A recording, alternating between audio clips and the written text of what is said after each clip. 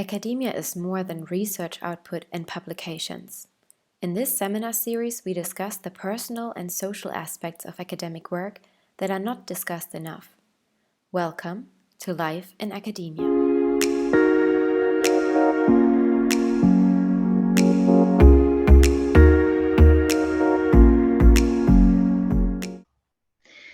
Hello, everybody. I am Gazel Shakeri, and welcome to Life in Academia, a seminar series which wants to kick all the unnecessarily stupid things to the curb. I am very happy that you joined us in this expected to be great session of Life in Academia. So a very special hello to our speaker, Nadia Campo Woytuk. I pronounce it Woytuk, probably very German. Yeah, perfect. Perfect. Nadia is a researcher from the KTH, the Royal Institute of Technology in Sweden, and Nadia's work focuses on critical intersectional feminist design of technologies for menstrual health and intimate care. I personally have a huge professional crush on Nadia. I know I'm being creepy, but Nadia is just what I want to be one day when I grow up. And she is intelligent, kind, and funny, and we met many moons ago during an eco-feminist workshop, and I learned so much about feminist science, more than human theories, etc. Frankly, that workshop did shape me to some extent to the person and researcher I am today. And then I met Nadia at another conference where I was even creepier than the first time before. And with every sentence that comes out of my mouth, I feel like this is getting creepier and creepier. End of my ode and love for Nadia. Let's start today's session and let's listen to what Nadia is doing, and let's have a very lively discussion in the second half of the hour. So everybody, welcome. Please join me in welcoming Nadia Campo Woytuk. Thank you. Thank you, Gazel. Thank you so much. I'm going to share my slides now. Right. So I'm going to give a talk today about the main topic of my PhD and kind of the research that I've been doing also previous to my PhD, because I've been a researcher for a couple of years before starting my PhD. And maybe I just start off, I have like major imposter syndrome, and I'm a bit nervous to give this talk, just to be like really straightforward, because the talk series is about life in academia, right? And life in academia has these kind of, imposter syndrome feelings and things. But after Gazel's kind words, I feel a bit more pumped that I'm actually doing maybe interesting stuff. Yeah. So thank you so much for the opportunity. I'm excited to share with you my work, and the talk is titled Designing with Menstruating Bodies and Doing Feminist Science. And also just a little heads up, in case anyone finds these topics maybe hard to deal with or triggering in any way, there are some pictures of bodily fluids, of menstrual blood and mucus and things like that throughout my presentation. And there's discussions on reproductive health and menstrual health, just as a little heads up. So to briefly say a little personal context of how I got to this topic and why I'm here doing a PhD in this subject. I'm half from the USA, I'm half American, also half Spanish. I grew up mostly in Spain, where I received a bachelor's degree in audiovisual engineering. And so my background is originally an engineer, and now I'm doing my PhD in interaction design. So I kind of have always been oscillating between tech and design, or kind of more arts as well. And I moved to Sweden about 5 years ago now to study interaction design at a master's level at the largest tech university in Sweden, which is KTH, where I am at now. And I'm just bringing up this little kind of Google snippet when you look up KTH, because they really highlight that it's the largest technical university. So I went from a technical university to another technical university, but I'm doing design. And I just kind of wanted to bring in that context of being at a major tech school, which I think a lot of you also probably have this experience, and how this really influences the work that you do, specifically the work that I do, which is really on bodies and very political kind of subjects as well. And also the context of where I'm doing this design work from. which is right now the country of Sweden, where topics like women's health and gender equality and things like that are really largely discussed, but there's still like a lot of pushback in the political and kind of public sphere going on here. So there's still kind of a lot of tensions in doing work on menstrual health and menstrual care. And I like to bring up this image of when I first moved to Stockholm, there was this wonderful art kind of exhibit in the public kind of area of the Stockholm Metro by artist Liv Strömquist. And it featured a woman menstruating and bleeding very visibly with kind of a stain of blood. And it got vandalized at some point. So there's this, and even in a country like Sweden, where we think that, these things are so taboo, there's still this pushback and this kind of, I think also this reluctance to also spend public funding on things that show menstruation in a very visible way. So that was a bit of the context. I also wanted to say the context of my PhD is I'm doing a PhD in interaction design, which also is kind of situated within the field of human-computer interaction. So I work kind of within both fields, publishing, going to Chi and things like that. But I'm also really trying to get involved also in design research itself, because the methodology that I mainly follow in my research is research through design. And in research through design, the goal is not necessarily to solve a problem as one would do perhaps in engineering, which is what I'm used to maybe from my background, but explore a design space, open up for new possibilities, perhaps even create problems or tensions, and all by also simultaneously conducting design work as a practice. So by like making things. So I make prototypes and make things. And the context of my work is in intimate care, and this includes aspects of menstrual health, vaginal health, sexual health, and things that I'll get into a bit today. And although the main focus of my work is on the female body, I build a lot from my own experiences. I like to keep the concept of intimate care rather than women's health, as to not tie it to gender. And this is important to me because I plan to work with and from queer perspectives throughout my PhD as well. And just very briefly, I'm not going to go into theoretical things today, but the theories that I'm kind of using and being inspired by are feminist theories of feminist technoscience, mainly coming from like Donna Haraway, Rossi Braidotti, and specifically, I'm also really interested in feminist theories of touch, which I'll also get into a bit more today, such as Karen Barad, Maria Puig de la Bella Casa. And I'm also really curious to explore the theories of feminist new materialism and ecofeminism and so on. So when I talk about femtech or intimate care or technologies for intimate care, this often includes, but is not limited to, an expanding collection of products in the industry, such as smartphone apps, IoT devices, wearable technologies, and services for tracking things like menstrual cycles, fertility, pregnancy, also aiding with contraception, so that's avoiding pregnancy, sexual health, menopause, preventing infections or diseases and things like that.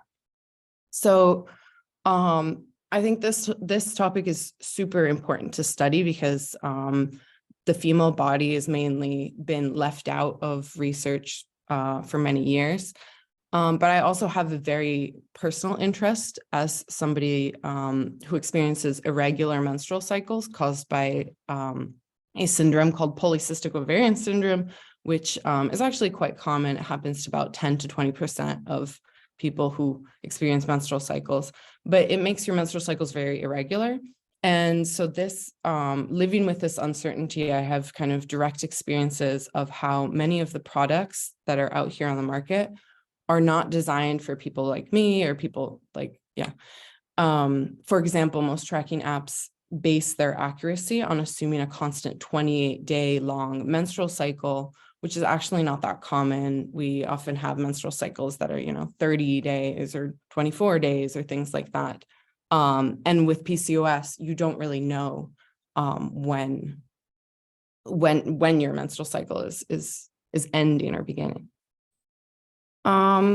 And so when I bring up kind of the current state of femtech, I also like to go back a bit to the past, and bring up these images of a particular example of how the intimate body has been explored and done in the past. And so this is a very specific example, but there's been collectives throughout the history, throughout the whole world that have done these sort of practices. But these are images of feminist groups and like women's health collectives in the USA in the 70s. And what they're doing is they gather around and they were hosting kind of vaginal self-examinations with speculums and mirrors. And they're doing it in a very collective way. And they're also doing it outside of the doctor's clinic. They were doing it in a domestic and mundane setting. They were doing it at someone's home. And what I find really curious here is how the sense of community and kinship and maybe joy, they're all like smiling and laughing because this is kind of a silly, funny thing to do, to all gather around like that. How this perhaps is not been carried on to the way that we use femtech products today. So compared to that previous way, the rise of femtech kind of brings this change of paradigm. It's lacking that aspect of community. Interactions are very individualistic because it's kind of smartphone based and individual. There's a lack also of kind of the attitude of having free and open knowledge on these platforms because they're often, of course, controlled by a company, a corporation. The experiences often are isolating. They're also expensive and they involve a lot of labor. Sometimes of like inputting your data and keeping track of things in these apps. But while it is really good that we see a rise in products addressing these issues, these kind of technologies tend to approach the body in kind of techno-solutionist perspectives. So they're framing menstruation as a problem to be solved or something to be controlled through the technology. They're also really focused on quantifying the body. And this really risks reducing the body to numbers and graphs, and it also risks reducing it to a standard kind of prototypical user, kind of this universal user. And then that really risks casting aside the diversity of different experiences of different bodies.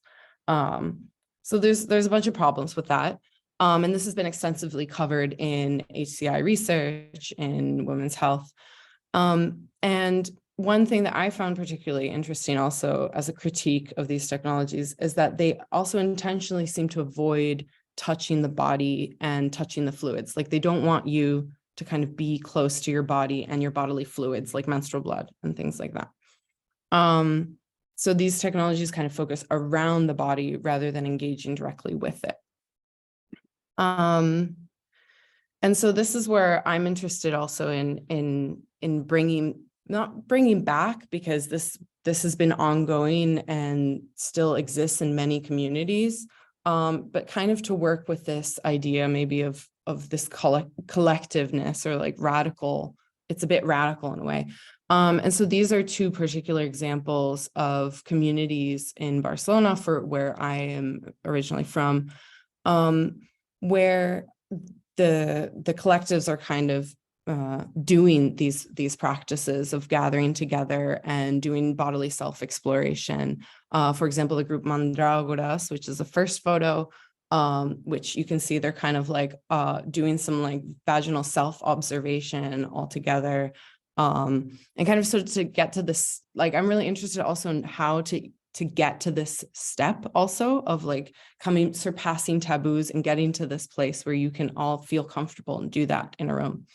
And then the other photo is Gynapunk, which is kind of an informal open collective, which have been making open source tools for gynecological kind of self-diagnosis. So they make speculums 3D printed and things like that. And they host really like workshops that are completely open to everyone, and they put all of their materials online, open source. So these are kind of examples of things that are currently happening, that it could be really interesting to see how these kind of things could be, or like how we could design with perhaps these communities. So I haven't done that yet, but that's something that I'm really interested in exploring. So what these communities are also doing is something very different in terms of sensing.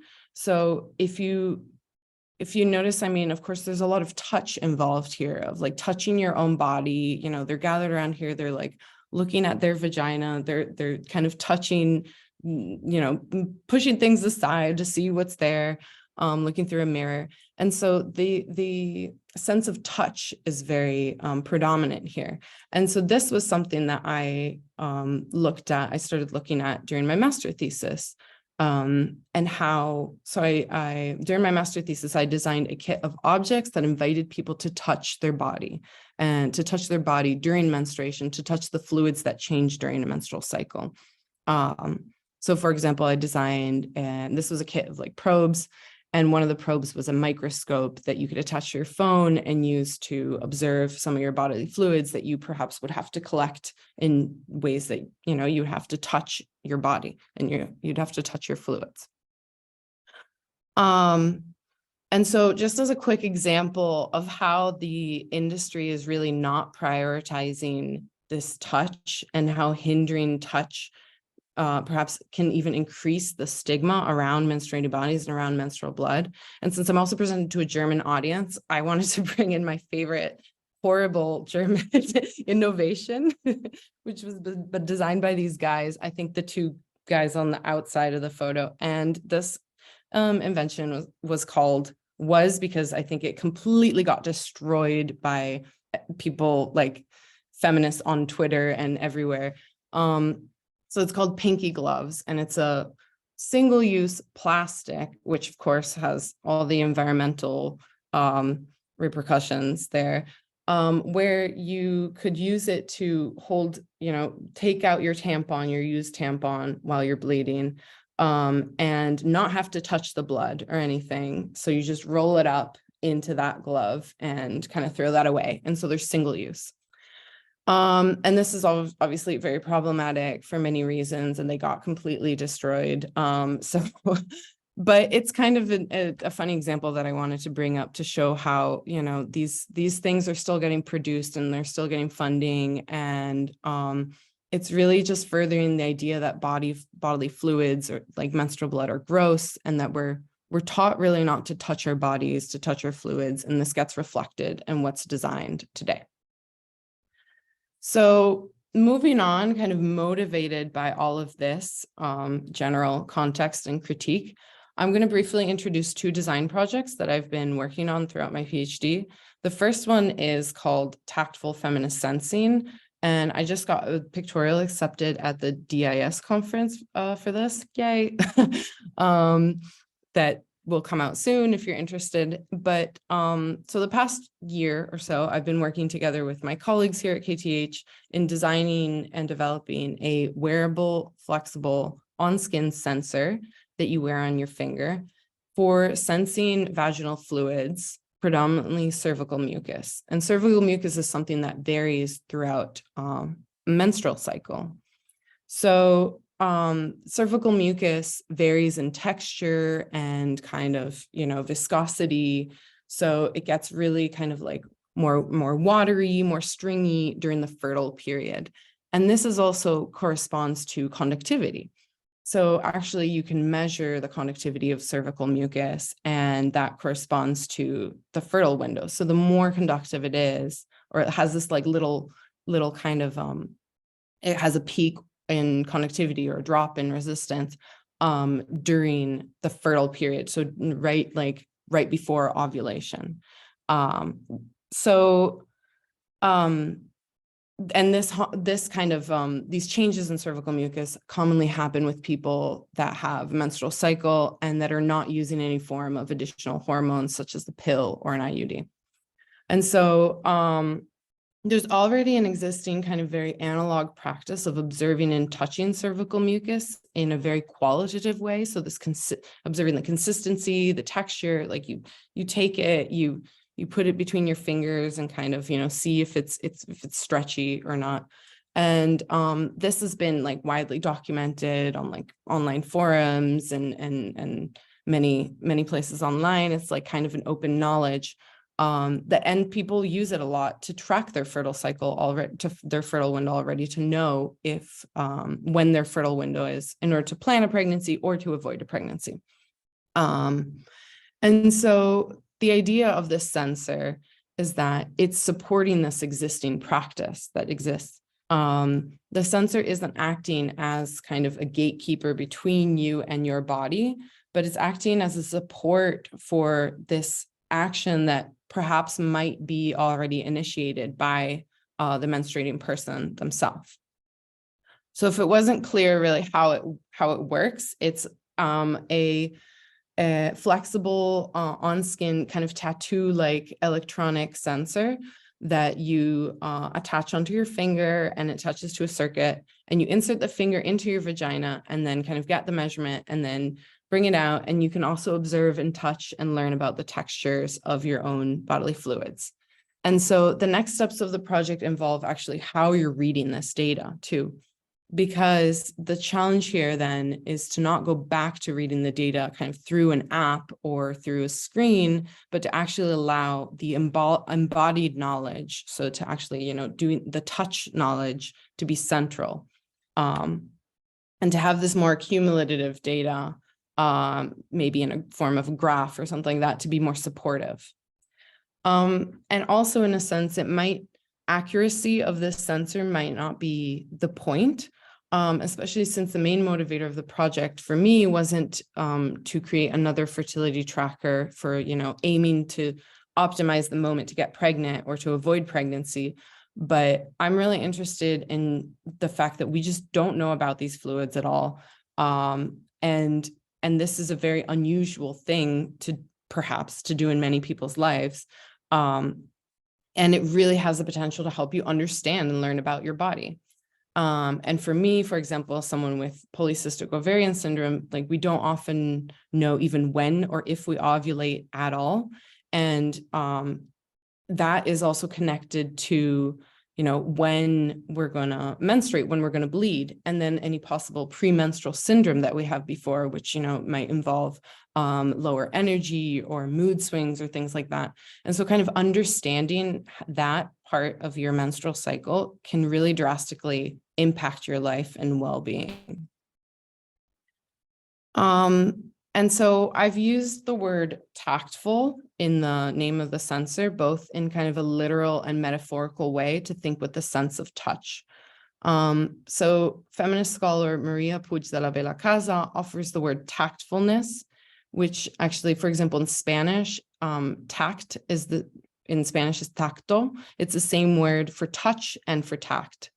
And tact, means to do something with tact means to do something with care, to do something with politeness and respect for what is being touched. So there's this kind of politics of distance and power that are at play. Like one can be touched without care, one can be touched without permission. So I'm also kind of playing with the word tactfulness here in this metaphorical sense of that. It's important to think about that this sensor, it needs to be used with care, and it might not be something that everybody would want to use, and it's kind of just a way of thinking about this with care. Yeah. So, okay. Moving on to the second project I wanted to introduce. It's Biomenstrual, which is a project I've developed together with Marie-Louise Sondergaard from the Oslo School of Design and Architecture, who has been a long-term collaborator of mine also in designing menstrual care. And in this project, if I talked a lot about kind of cervical mucus and that bodily fluid, this project is about menstrual blood. And so the project is also a design project that has a bit more speculative angle as well.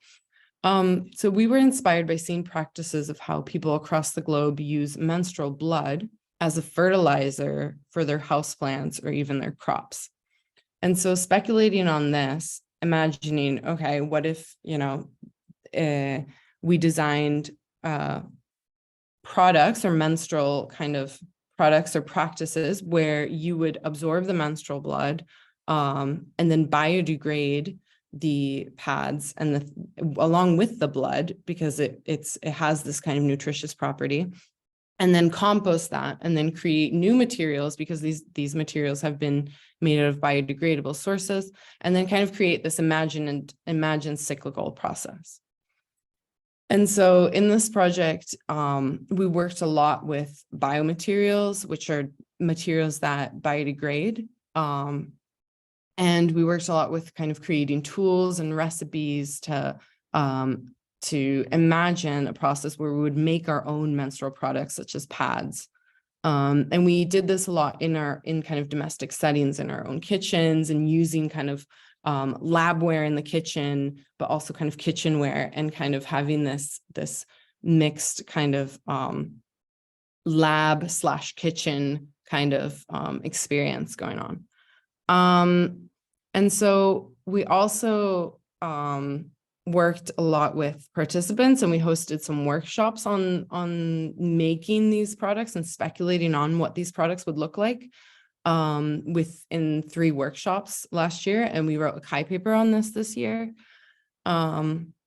And this was really also to kind of explore the kind of community aspects, a bit tying back to this idea of like doing things together and gathering around and speculating together, and more the kind of participatory potentials of this project, because it had only been like Marie-Louise and I doing this in our kitchens and kind of thinking, oh, maybe this pad could have this shape.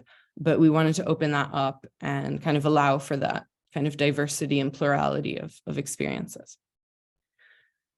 So those are the 2 projects that I wanted to present. And now I have a few kind of insights and things in general that I think, relate to doing this kind of work in academia, and kind of the challenges and struggles. So all of these are just very like maybe open struggles, questions, anxieties that I even have. And so they're kind of open. I don't have answers for a lot of things, but I think that's okay. So a lot of these projects, or both of these projects, have led me to think a lot about the materials that we work with when designing for intimate areas of the body. And I'm sure that, and there's a lot of research already on designing things that are really close to the skin and things like that, right? So in a very similar way, I've been thinking a lot on like how to work with body safe materials and like the toxicity in materials. And this is even a more kind of extreme case, because it's something that's close. It could potentially be, close to the vagina, but also even inside the vagina. And so here I'm talking about materials such as, not materials that come from the human body, but materials that we commonly use in design, such as textiles, fibers, silicones, plastics. And there's been a lot of talk recently also on toxicity, harmful chemicals, and things like that in period products, like the article that you see here, which was a period underwear that was found to have some kind of toxic chemicals in it. And so it's kind of really challenging, important thing to take into account when we're designing these things. And so there's an interesting discussion to be had when designing things that are possibly inserted into the body. And this has not been really discussed in our field at all, apart from the design possibly of vibrators or sex toys. And so my colleagues and I have begun to look at different kind of classifications and laws, even of kind of invasive versus non-invasive. What does that mean? Medical versus non-medical. And slowly finding that this is a very challenging space, because it's a very troubling idea that, for example, a user could invade themselves by inserting a device into their own vagina. So this kind of label of invasive is like really, really interesting to me. Also, the regulations for medical versus non-medical devices don't consider the vulva or vagina area at all. And it's interesting also in terms of ethical reasons, because although we might not be designed with a medical intent, like we don't want you to diagnose yourself with the sensor, for example, but we know that, from years of research in human-computer interaction, that these kind of technologies could possibly be used for different purposes than what we intended. Yes. And so Another topic I wanted to bring up that I felt was relevant to life in academia is how working with these topics also makes you very vulnerable. And this kind of is a bit what I was mentioning when I just first started the talk, that I have, major imposter syndrome, feeling a bit nervous of talking about this, because also there's a lot of myself in this work. And this is very common when doing first person perspectives. So there's a lot of research on that and showing that, when you're doing first person design work or autobiographical work, it's a lot of emotional work.